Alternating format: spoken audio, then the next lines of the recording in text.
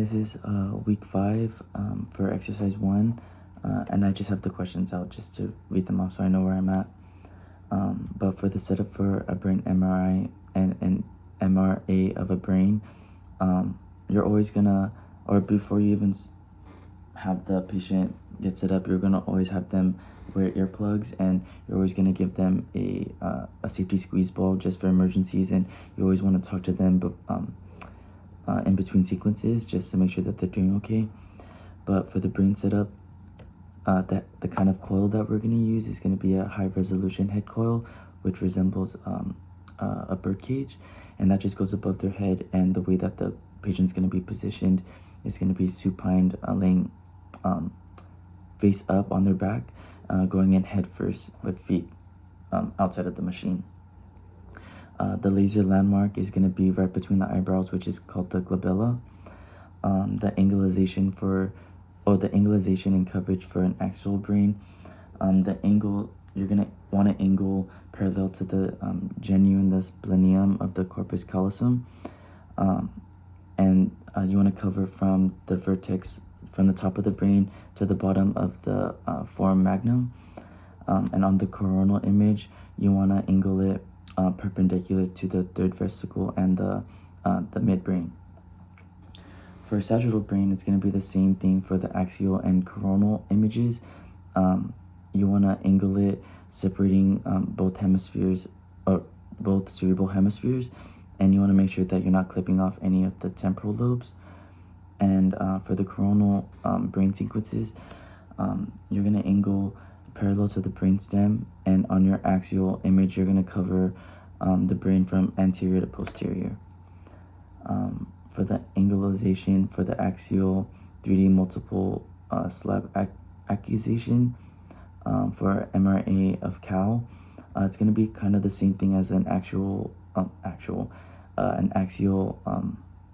planning.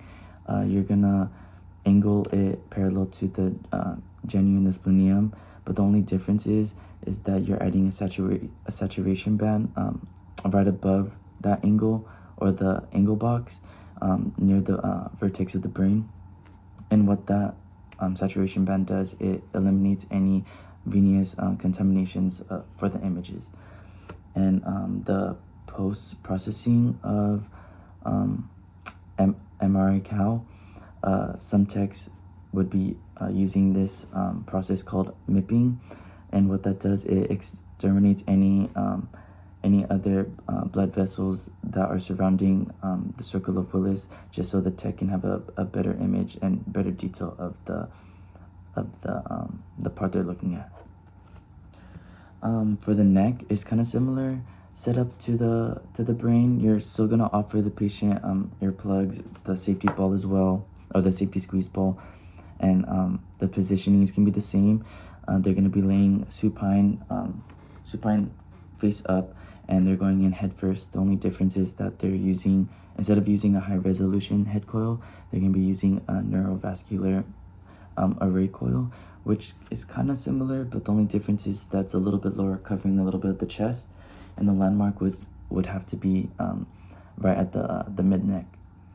And for the sequences, for coronal, you're gonna angle parallel to the C-spine. In your field of view, you wanna include your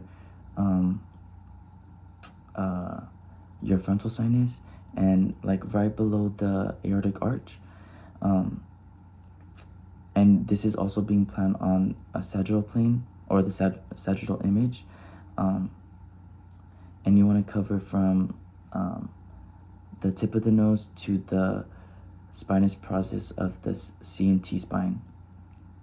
For axial, you're gonna angle it directly axially on the C spine, and you want to cover from the tip of the nose, or actually, sorry, your field of view should include the tip of your nose, and you're covering from the frontal sinus to the aortic arch.